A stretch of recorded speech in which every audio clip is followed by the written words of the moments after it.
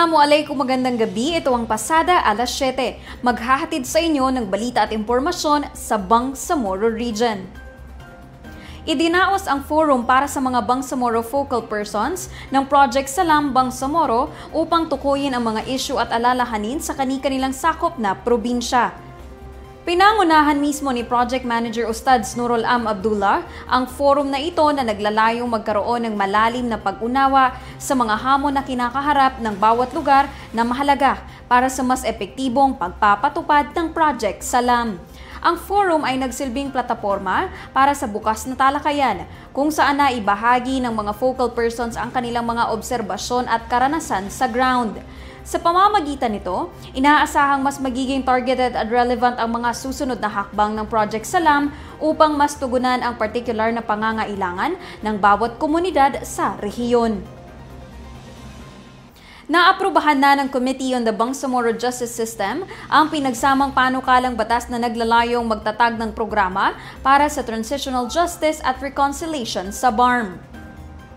Iminungkahi ng Parliament Bill No. 353 ang paglikha ng Bangsamoro Transitional Justice and Reconciliation Commission. Mangunguna ang komisyong ito sa pag-iimbestiga sa mga paglabag sa karapatang pantao, pagresolba sa mga isyu sa lupa, at pagtataguyod ng pananagutan at paghilom sa mga komunidad na apektado ng matagal na armadong labanan.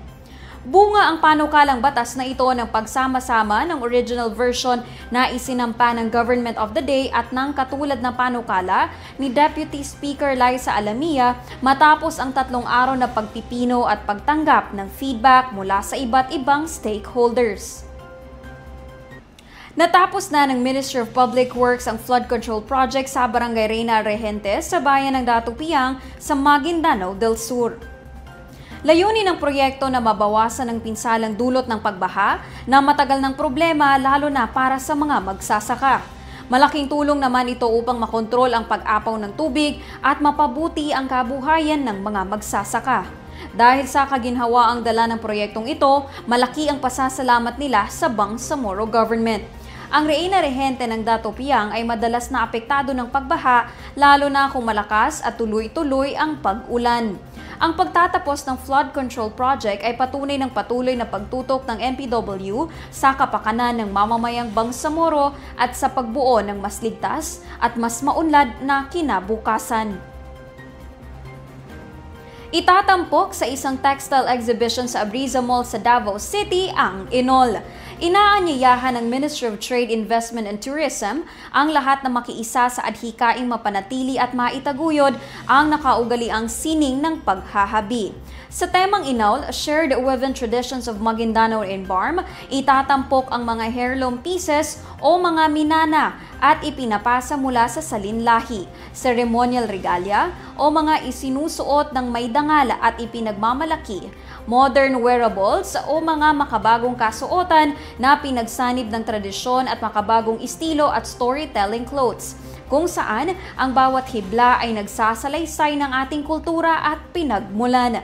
Gaganapin ito mula August 12 hanggang August 16, 2025 sa ground floor hallway sa Abriza Mall sa Davao City.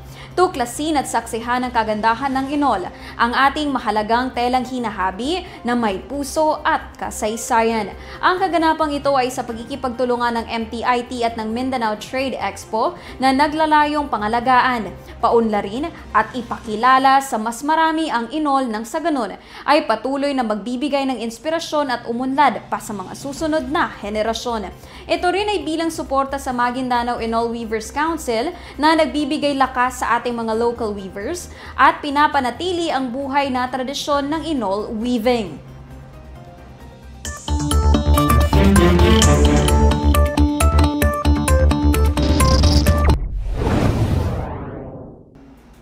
Sa ating panahon ngayon, makakaapekto sa ilang bahagi ng bansa ang localized thunderstorms. Ayon sa Pag-asa, magdadala ito ng pag-ulan sa Metro Manila at nalalabing bahagi ng bansa kasama na rito sa ating BARMM.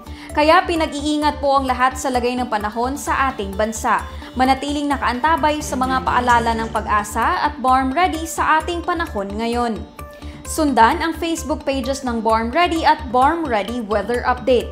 Makikita rin po ang mga hotline numbers ng BARM Ready sa inyong mga screens.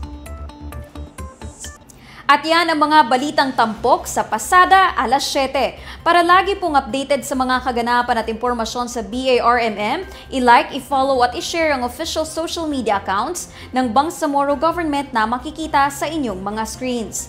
Mapapanood nyo rin ang episode na ito ng pasada 7:00 sa YouTube page ng Bangsamoro Government. Bisitahin din ang bangsamoro.gov.ph. Ako po si Yana Sanday ng Bangsamoro Information Office, naghahatid balita sa ngalan ng serbisyo publiko at moral governance. Maraming salamat po at pagpalain ang Bangsamoro.